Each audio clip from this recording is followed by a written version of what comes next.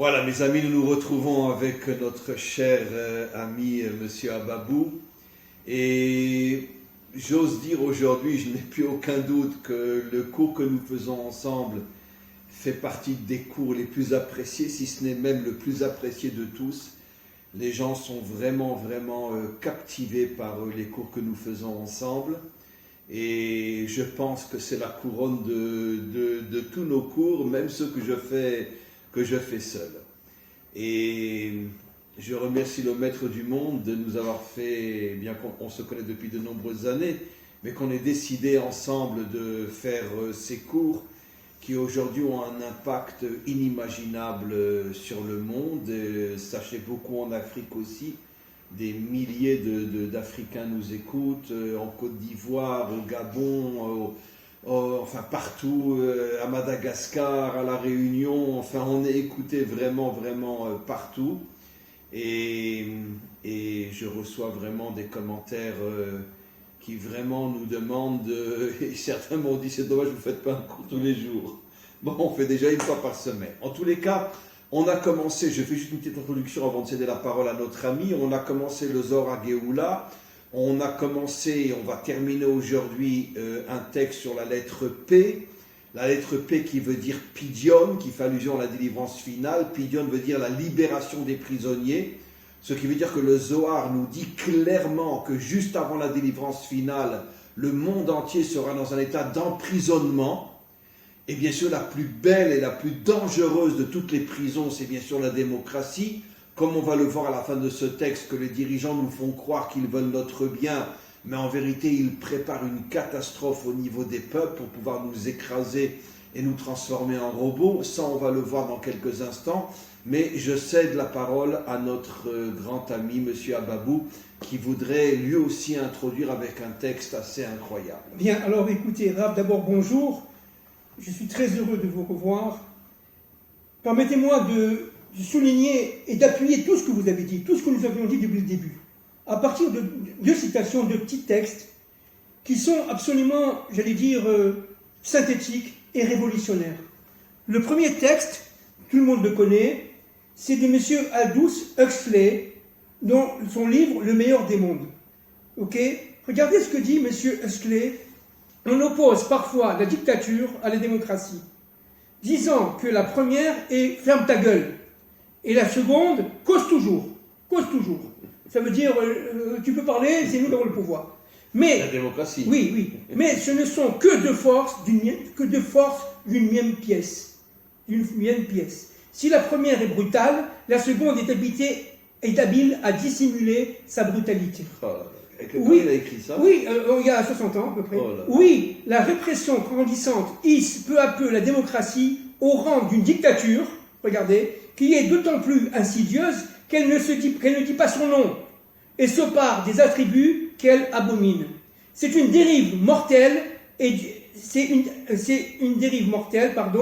d'une totale perversité. Les républiques ont eu un commencement et doivent par conséquent connaître une fin. Nées dans le sang des révolutions, elles sont appelées à s'autodétruire de la même manière. Bravo. Plus cette fin inéluctable se rapprochera, et plus le ton de ces gens se durcira. Plus leurs réactions face à la mort seront violentes et idéologiques. Le fait qu'elles connaissent aujourd'hui une grande décadence et créent les conditions des prochaines guerres civiles est annonciateur de leur prochaine disparition. Vous vous rendez compte, c'est prophétique. Il a écrit ça il y a plusieurs dizaines d'années. La tromperie démocratique sera alors mise à nu. La dictature parfaite serait une dictature qui aurait les apparences de la démocratie. Une prison... C'est la plus dangereuse de toutes les dictatures. Parce qu'elle se montre comme un porc qui montre ses sabots, qui dit « Regarde, je suis cachère et mes sabots sont fendus. » Absolument. Surtout, rentrez pas en moi parce que sinon vous allez voir qui je suis. Absolument. Une prison sans mur, une prison sans mur. Comme le Zohar. Voilà exactement. Dont les prisonniers ne songeraient pas à s'évader. C'est incroyable. C'est exactement notre texte qu'on a commencé. C'est de la folie. Un système d'esclavage où, grâce à la consommation et au divertissement, les esclaves auraient l'amour de leur servitude. Mais on est très contents, le frigidaire est plein, on a des vacances. Voilà, monsieur. On peut aller en boîte de nuit, au restaurant. Huxley, le meilleur des mondes. Deuxième texte très intéressant. Écoutez bien, Rav, et je vous demande, vous, chers auditeurs, d'écouter aussi. C'est un professeur de philosophie qui s'appelle Serge Carfantan, que je ne connais pas. Docteur agrégé de philosophie. Docteur agrégé de philosophie, dans un cours qu'il a donné à la Sorbonne, le cynisme politique. Le cynisme politique. Regardez. Pour étouffer, je cite, pour étouffer par avance toute révolte, il ne faut pas s'y prendre de manière violente. Les méthodes du genre de celles d'Hitler sont aujourd'hui dépassées. Il suffit de créer un conditionnement collectif si puissant que l'idée même de révolte ne viendrait même plus à l'esprit des hommes. L'idéal serait de formater les individus dès la naissance en limitant leur aptitude biologique innée. Oh là là. Vous vous rendez compte?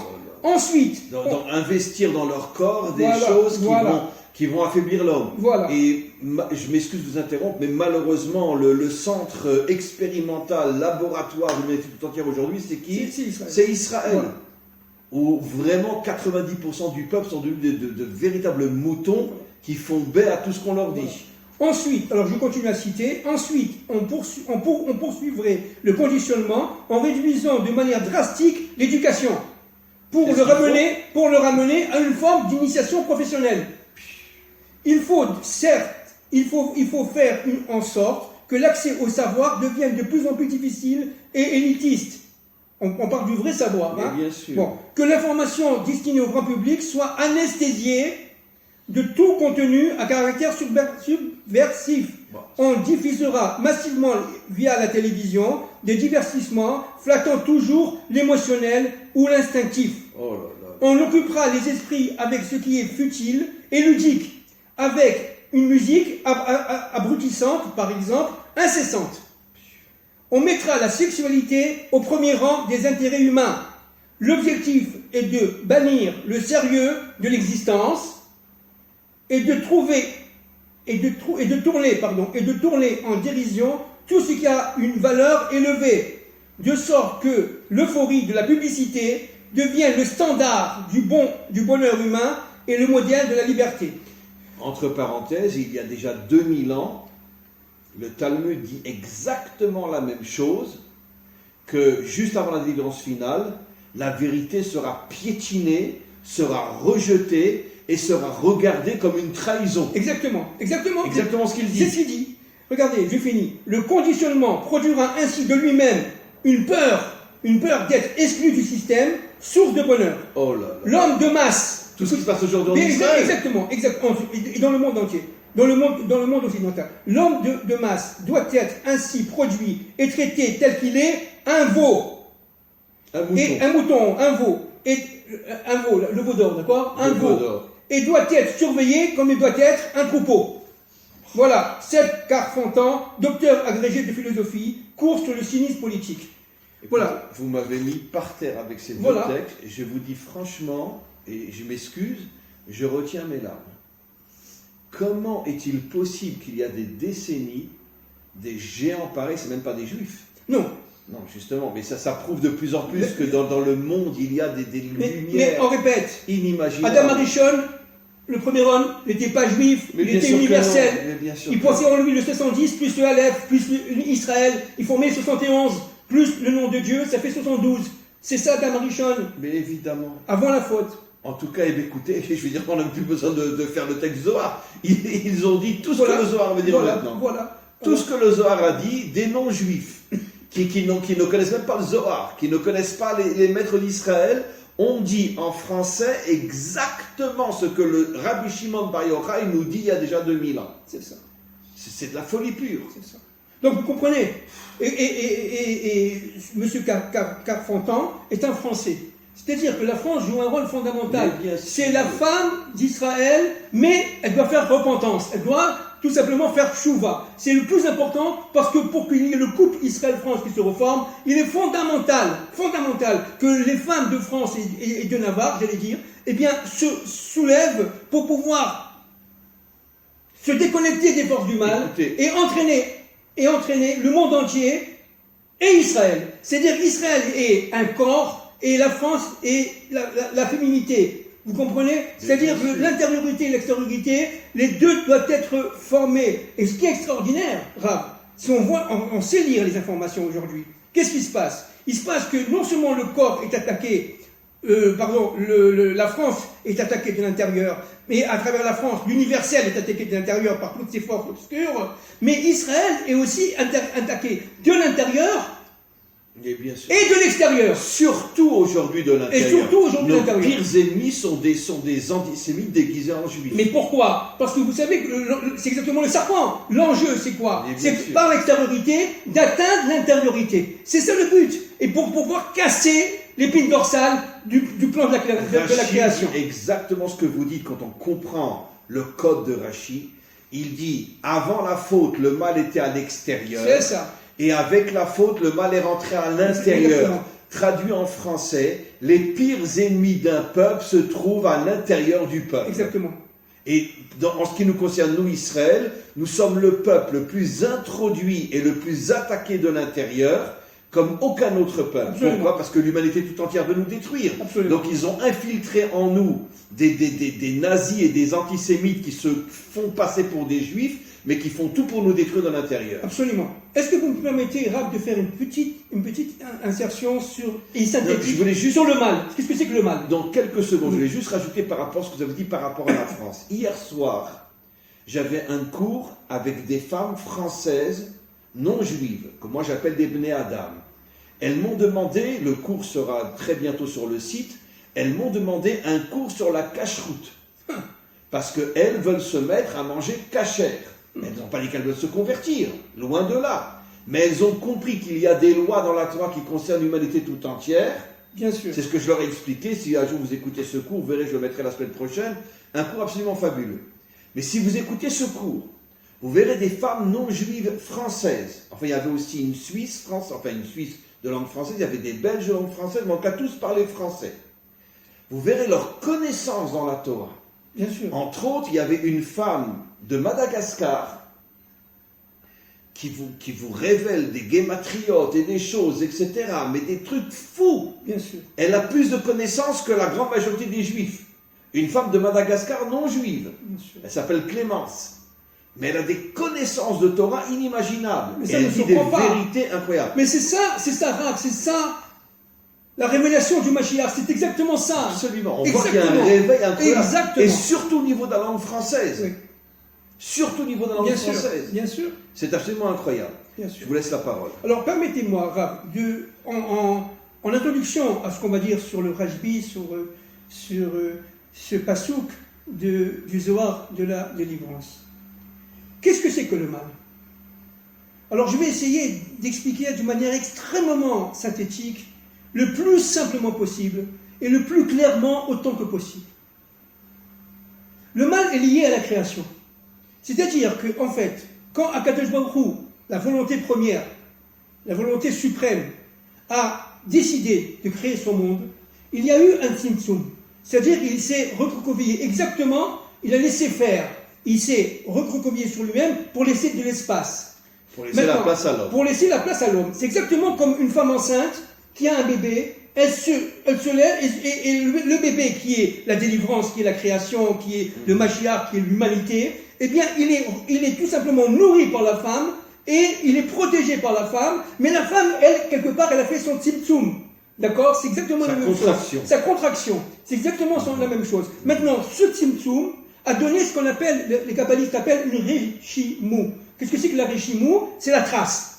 Qu'est-ce que c'est que la trace? C'est la présence voilée. De Dieu dans le monde. Voilà, mais voilée. Il est présent, mais voilé. Mais voilé. C'est ça un régime. Voilà. Et c'est là la source du mal. C'est-à-dire qu'en fin de compte, le mal, il vient de cette contraction du bien, de cette contraction du bien, de manière à ce que, tout simplement, Akadosh Baruch Hu puisse, par son chesed, d'accord, et son din, parce que ça, le mal, c'est lié directement au din, c'est-à-dire à la rigueur, à partir de ce moment-là, eh bien, ce tzimtzum va provoquer, grâce à la réchimou, c'est-à-dire à la trace de la présence de Dieu, voilée, va créer tout simplement l'homme et la création d'une manière générale. C'est-à-dire qu'en fin de compte, le mal est lié directement, inhérent à la création, mais potentiellement à réaliser. Qui va le réaliser pour la première fois? C'est le serpent. Le serpent, c'est le mal réalisé dans notre monde. à partir d'Adam Arishon. Mais dès la création, Dieu, en se concentrant sur lui-même, si vous voulez, si on peut parler comme ça, il a voilé sa présence et il a créé quelque part à l'homme le libre arbitre.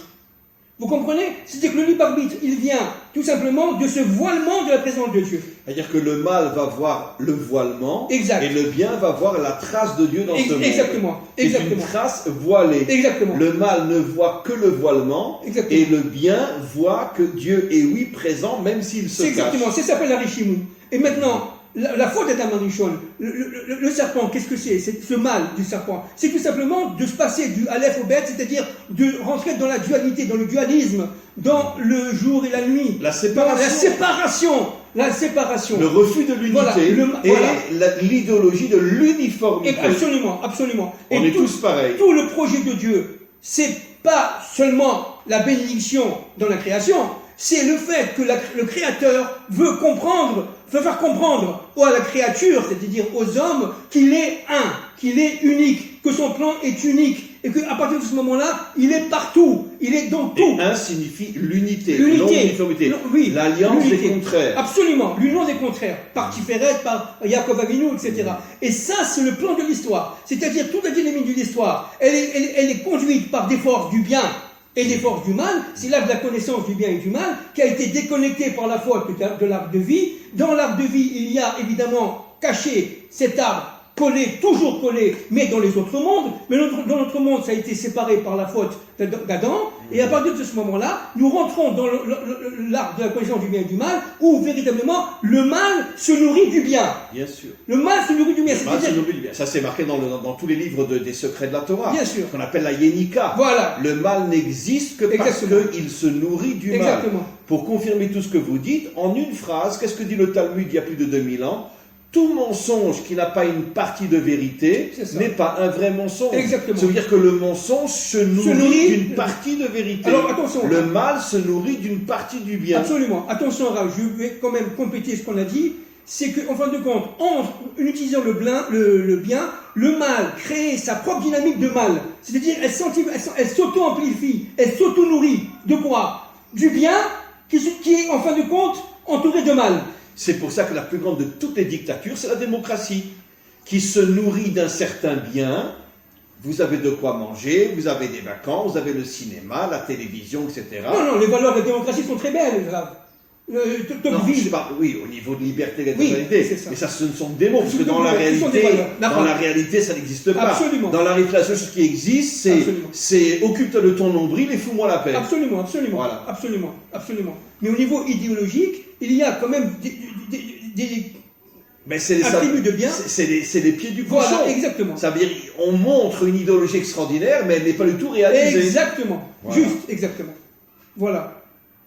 Magnifique. Alors écoutez, moi ce que je vous propose, puisqu'il ne reste que 3-4 lignes, je vais lire la fin du texte, et puis on va le commenter. D'accord?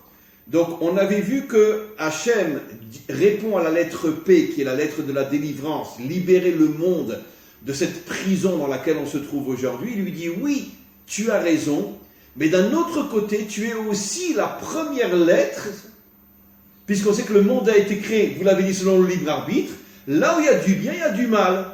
Et le mal, on pourrait dire, se présente pour nous tromper de la même manière que le bien. Exactement. C'est-à-dire que le mal va utiliser la lettre P et il lui répond. Plus que ça, Rav, le mal se présente comme le bien. Exactement. C'est exactement ça. C'est ce qu'il va dire. Aval, bar itashim pesha betmiro. Le mot pidion, le P est aussi la première lettre du mot pesha qui veut dire la faute cachée. C'est quoi la faute cachée? Ça veut dire que il y a dans le monde des gens dont tout le but c'est de faire tomber le monde, mais d'une manière cachée. Regardez un texte qui date de 2000 ans. Kegavna de Chivia, comme le serpent, voilà, qui vient sans faire de bruit. Exactement. Il est rusé. Tu le vois pas, il est rusé. Kegavna de Chivia de Maché ve'al riché ben gouffé. Comme le serpent, qui dès qu'il est venu sans faire de bruit et il t'a tué, tout de suite après il se met en rond et il rentre sa tête à l'intérieur de son corps. C'est ça. Comme pour dire, j'ai rien fait. Moi, j'ai rien fait. J'ai rien fait, C'est moi. exactement ça. Moi, j'ai rien fait. Mais c'est exactement ça. Voilà. C'est toute la dynamique de l'histoire. C'est toute la dynamique de l'histoire. Ils agissent, ils donnent des coups, après ils se rétractent.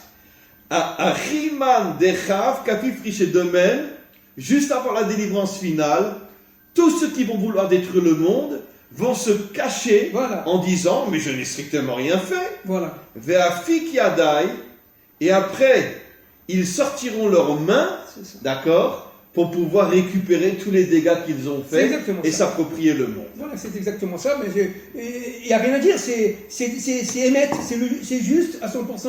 C'est la Torah de la délivrance. Alors, j'ai une question. Je m'excuse de prendre le cas d'Israël. J'espère que tous ceux qui nous écouteront, juifs et non-juifs, comprendront ce que j'explique. J'ai déjà expliqué de nombreuses fois une phrase absolument incroyable dans les prophètes. Les prophètes parlent de Shérit Israël, le restant d'Israël. Et les commentaires, entre autres le Malvin, posent la question, pourquoi tu dis le restant d'Israël? Qu'on soit 100 000, 1 million, 2 millions, 4 millions, 5 millions, Israël? Et les commentaires répondent non. Non. Parce que juste avant la délivrance, C'est ça. même si apparemment il y a 15 millions ou 20 millions de juifs dans le monde, il n'y a qu'une minorité qui sont de vrais juifs. Absolument. Tous les autres sont des forces introduites par les nations dans le but de détruire ce qui reste de la véritable identité d'Israël. Absolument juste. Voilà. Absolument juste. Alors, je vous pose une question. On voit effectivement que en Israël et aujourd'hui dans le monde entier, récemment je parlais avec un élève à moi, ce que j'appelle moi un Ben Adam, donc un non-juif, et il me dit qu'ils sont pratiquement déjà à 40 millions de vaccinés en France. Et ça va en augmentant, et bientôt on sera peut-être à... Bon, pas tout le monde, comme en Israël, il y a à peu près 1 million et quelques qui n'est pas vacciné sur les 8 ou 9 millions. Mais on va arriver à une majorité, j'imagine, partout dans le monde. Je pose une question. Je prends cet exemple-là, mais vous avez le droit de donner après d'autres exemples et de parler d'autres choses. Je pense que la notion de la vaccination est l'exemple le plus extraordinaire de ce que dit le Zohar.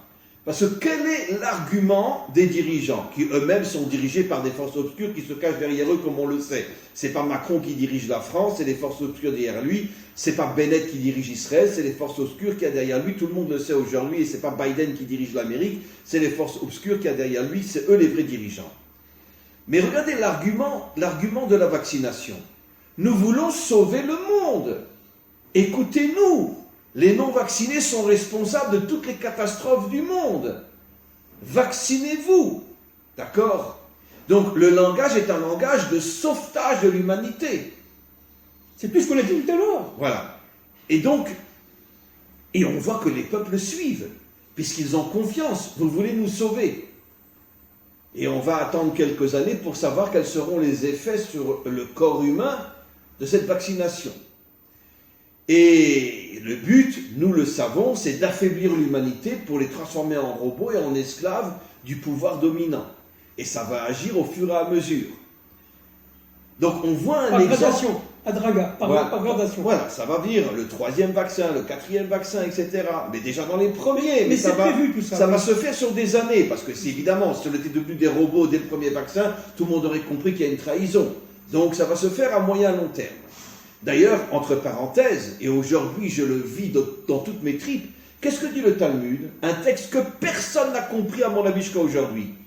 Le meilleur des médecins ira en enfer. Oui. Atov chez Barlofim la Guéhinom. Mais comment nos maîtres peuvent dire, excusez-moi, une bêtise pareille? Parce qu'il parlait pour la génération avant la délivrance. Exact. Que tous les médecins vont être complices de ce complot. Ils seront corrompus, ils reçoivent de l'argent. Ou s'ils n'acceptent pas, on leur enlève leur carte de médecin, comme ça a été le cas en Israël. Exact. Donc ils n'ont pas le choix que de devenir des moutons. Et de parler au nom du système caché. Donc c'est un exemple extraordinaire. Mais malgré tout, je vous pose une question. Comment se fait-il que les gens se laissent à ce point manipuler? Comment c'est possible? Écoutez, Rav. Je termine juste. Hier, j'étais au Kotel. Et vous savez, il y a une sorte de grotte dans le Kotel. Et pour pouvoir entrer dans cette grotte-là, où il y a l'air conditionné, etc., il fallait avoir le Tav Yarok, il fallait montrer que tu as un certificat de vaccination. J'étais impressionné de voir le nombre d'ultra-orthodoxes qui montraient tous, ils sortaient leur téléphone, ils montraient leur... etc. Et ne parlons pas de ceux qui ne sont pas religieux, ne parlons pas des datim, car eux, c'est les premiers moutons qu'il y a dans notre peuple, comme on le sait. Eux, c'est le culte du gouvernement, ce qu'on appelle les datim, les oumim.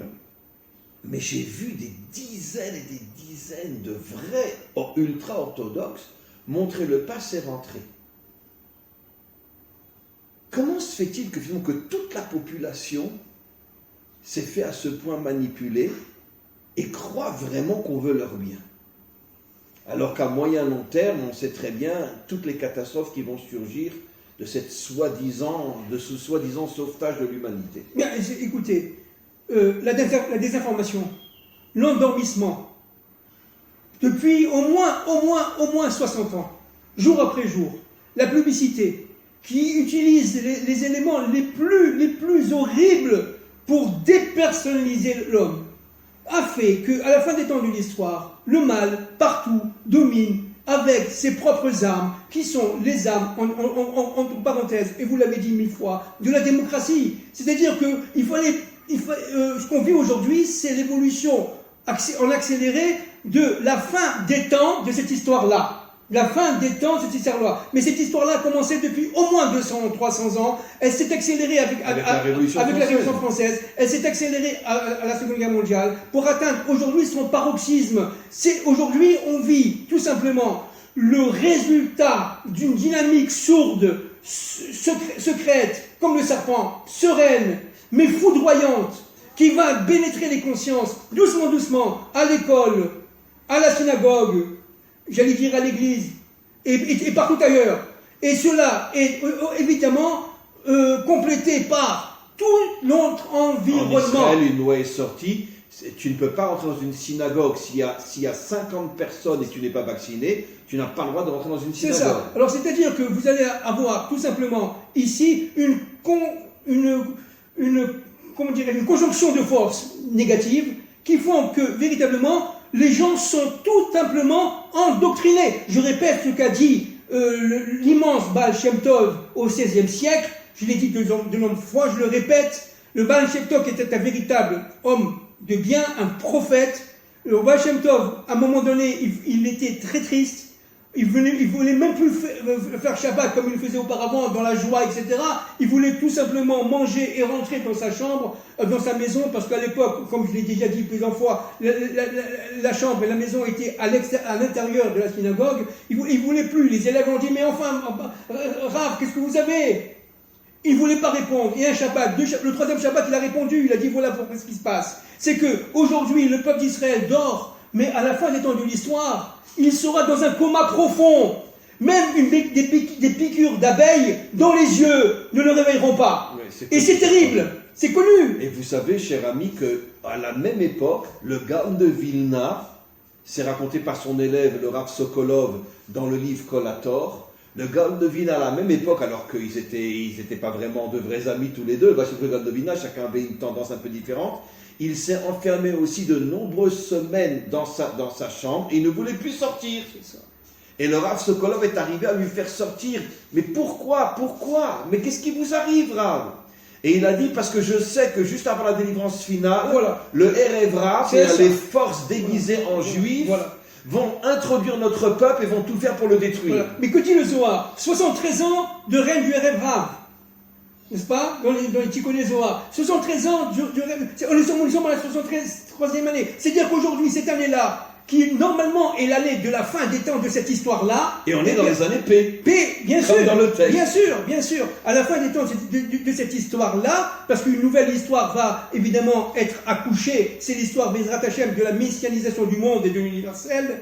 Et bien, à partir de ce moment-là, nous sommes arrivés aujourd'hui à la quintessence de la pression. à la quintessence des forces négatives. Mais il faut tenir, c'est très très très difficile. Si on est religieux, on va voir son rave. Mais si le rave dit il faut te vacciner, mais on va suivre son rave. C'est tout simplement ça. Alors qui c'est qui sont véritablement les grands responsables? Ce sont tout simplement ces maîtres et ce rabbinat ou cette église, etc., qui est... on parle de l'église juive, oui, bien évidemment. Représentative. Parce que les juifs sont encore plus catholiques que les catholiques. Représentative de ce pouvoir. Des institutions rabbiniques. N'oubliez pas que les institutions rabbiniques ou chrétiennes sont reliées directement au pouvoir depuis des siècles et des siècles et des siècles. Donc, le clergé, la noblesse. C'est tout. Vous avez parlé des religieux, mais les religieux, eux, ils vont voir le rave. Le rave le dit, il faut se vacciner, c'est très important. Vous savez qu'il y a eu, bon, je ne vais pas citer son nom, mais un rave très très très connu, c'est une histoire il y a 2 jours qui circule partout sur les, etc. On voit la vidéo. C'est un rave qui donne un cours, et puis bon, il parle de la vaccination. Et puis il y en a un qui se lève et lui dit, rave, je ne suis pas vacciné. Le rave s'est mis en colère, il l'a traité d'hérétique. Il lui a dit, sors de mon cours, je ne veux pas te voir, tu n'es même pas un juif, tu vas contre la Torah, etc. Mais c'est vrai au niveau religieux comme c'est vrai au niveau laïque, c'est la même chose. On voit que c'est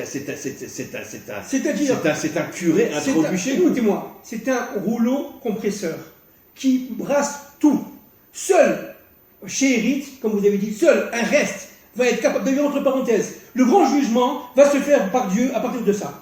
C'est-à-dire qu'en fin de compte, le grand qui va être vraiment sauvé, qui sont les fidèles des fidèles, ceux qui ont dit non à ce système, ceux qui ont été jusqu'au bout, jusqu'à risquer leur vie. C'est ceux-là les hommes de Dieu, c'est ceux-là les femmes de Dieu. Ceux qui disent ça suffit, nous sommes tout simplement libres et on veut tout simplement vivre avec Hachem. Et c'est ça le test. Et c'est ça le grand dîner rave. Hein. Ça va être terrible parce que tous les gens qui ont été moutonisés vont comprendre qu'avec cette guerre de Gog et Magog qui s'annonce, avec le grand Yom Hadin,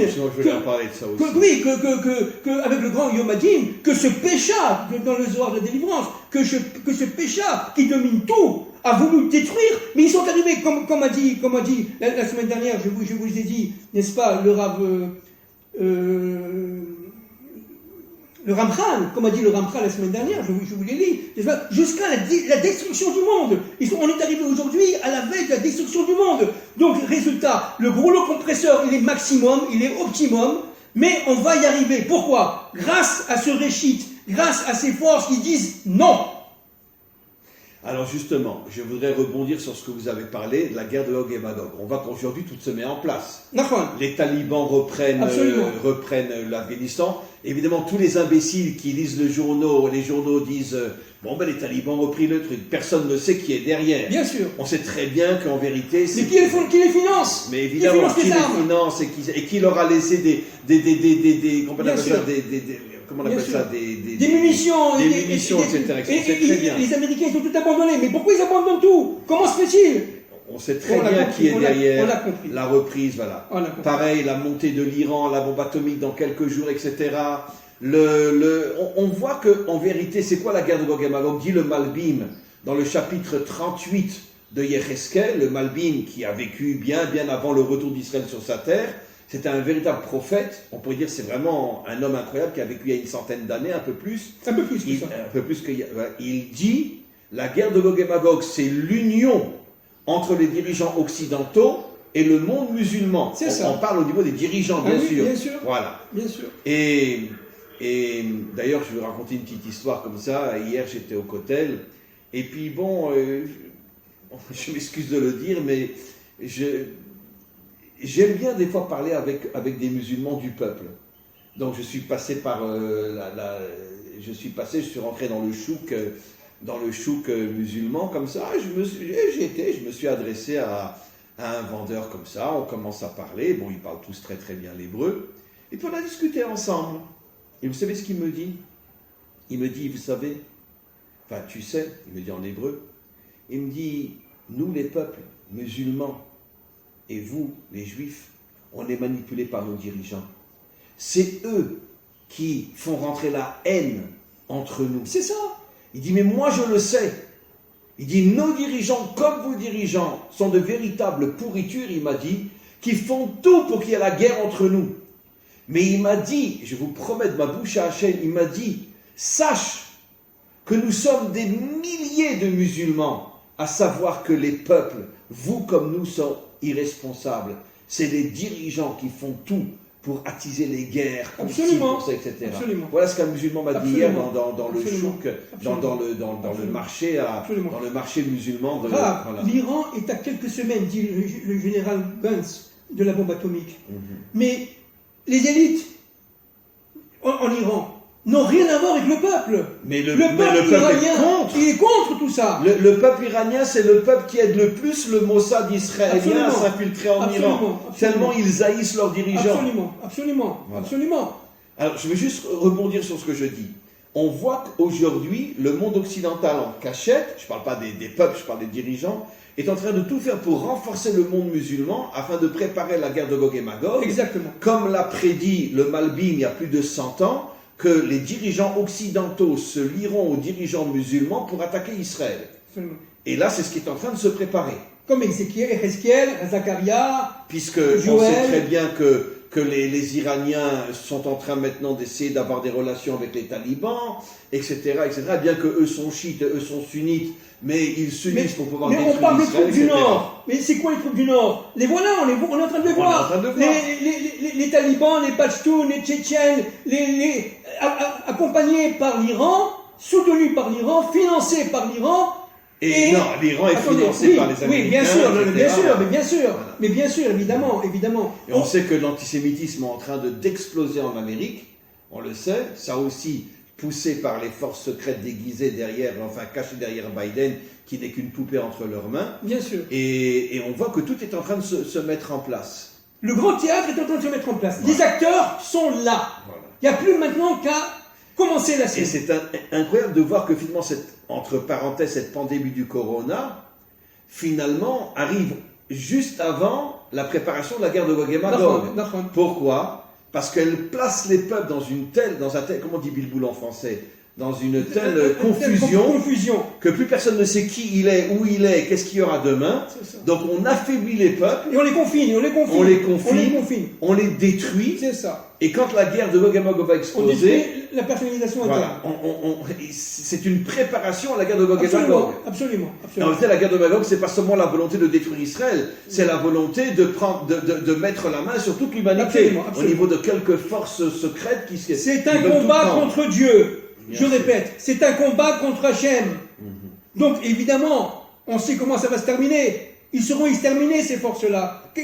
Qu'est-ce qu'elles sont devant Hachem? Rien du tout. C'est le mal. Et on revient à ce que j'ai dit tout à l'heure. Comment que le mal va disparaître?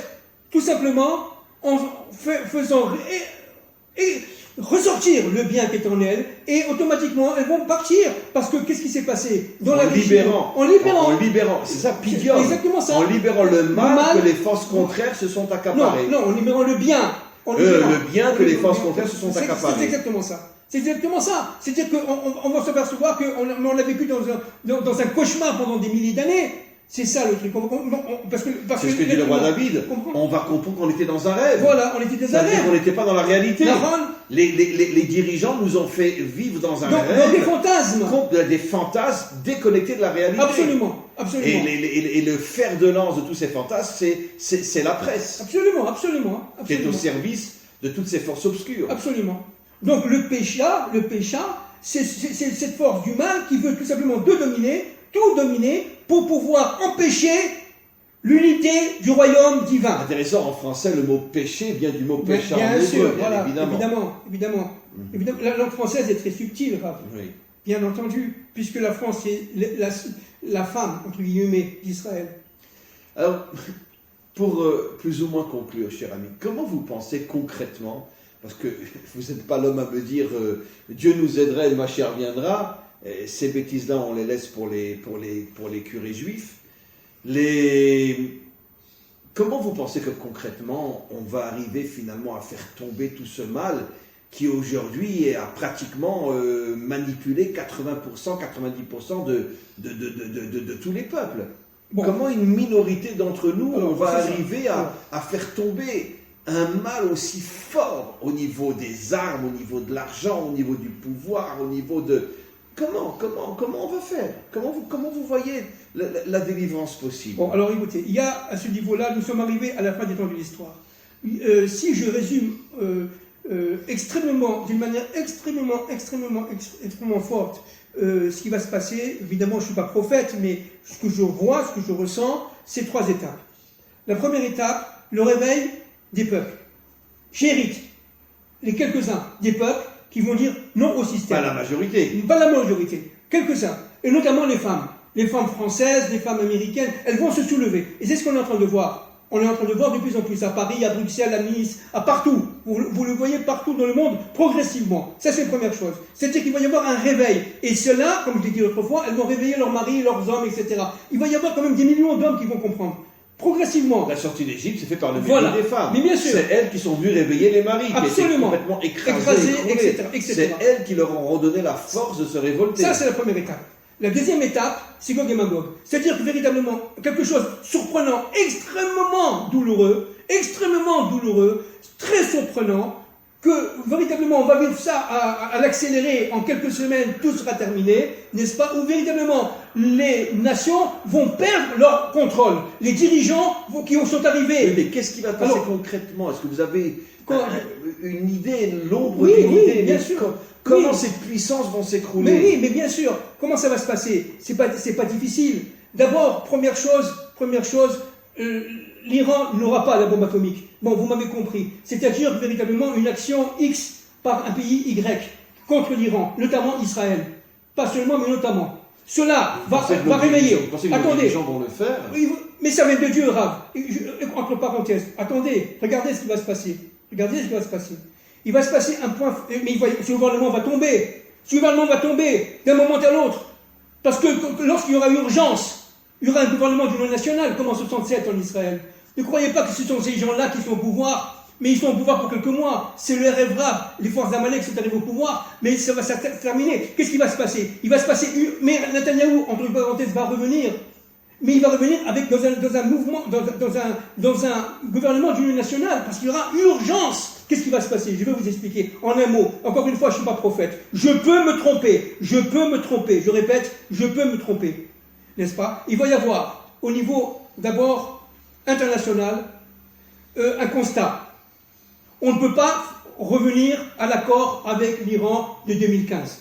L'Iran n'en veut pas, le nouveau président Raïssi, etc. Évidemment qu'il veut un conflit avec l'Occident. Voilà. Alors voilà. Clairement. Exactement. Donc ça, il faut que l'Occident intègre. L'Occident ne veut pas la guerre avec l'Iran. Ne veut pas. Mais il va être amené, comme dit le prophète, avec des mâchoires de fer. Comment ça va se passer? Dans un premier temps, ils vont laisser faire Israël. Parce qu'ils vont comprendre que c'est ou ça, ou c'est catastrophique. Donc comme ils croient qu'Israël va être détruit par l'Iran et la bombe atomique, alors ils vont laisser faire Israël. Mais l'Iran, en réaction, notamment par le nord, le Hezbollah, etc., par l'ouest, le Hamas, etc., ils vont croire qu'ils vont entourer Israël et l'étouffer. Mais qu'est-ce qu'ils vont faire? Ils vont développer la guerre maritime, donc ça a commencé dans le Golfe Persique. Et ils vont commencer à bombarder des navires anglais, français, américains, etc. C'est ça qui va déclencher, après ce moment-là, crise du pétrole, effondrement de l'économie, crise des marchés, crise monétaire, crise financière, crise budgétaire, tout s'écroule. C'est ça qui va se passer. L'élément fondamental, c'est les troupes du Nord. Et à partir de ce moment-là, les troupes du Nord vont se réveiller. C'est-à-dire les Tchétchènes, etc., qui se croient avoir réussi leur combat en Afghanistan contre les Américains, ils vont tout simplement être dans la djihad, la guerre sainte, etc. Ils vont être chauffés à blanc par les Iraniens et ils vont tomber sur Jérusalem pour pouvoir le conquérir. Et c'est à ce moment-là que tout le monde connaît, hein, ils vont être arrêtés à Megiddo, etc. Bon, et après ça, il va y avoir évidemment, ils vont dépasser Megiddo pour aller vers la Transjordanie, et là, dit Ezechiel, le prophète, c'est là qu'ils seront détruits par Dieu. Alors évidemment, comment ça va se passer? On ne sait pas. Mais c'est ça qui va se passer. C'est-à-dire vraiment, nous sommes aujourd'hui à la veille d'événements cataclysmiques, mais qui vont faire détruire le mal. À partir de ce moment-là, les banques terminées, la plupart de ces gens-là seront en prison. Les armées américaines contre l'armée américaine. On va dire les banques, il faut dire la mafia. Oui, bien sûr. Mais, je ne parle pas des banques en tant que système, je parle qui n'ont rien à voir, je parle des élites qui sont au-dessus de tout ça. Ceux-là, ils vont disparaître physiquement et leur pouvoir va disparaître physiquement aussi. Et à partir de ce moment-là, on arrive au grand jugement. Dieu va réunir tous les peuples. Ça, c'est écrit évidemment, le Ramchal en parle très bien, c'est écrit dans le Talmud, etc. Au début de Maseret Avodah Voilà, Zarah, il y aura le grand jugement. Le grand jugement, il va réunir tout le monde, y compris Hitler, y compris Torquemada, y compris Nabuchodonosor, tous vont venir être jugés.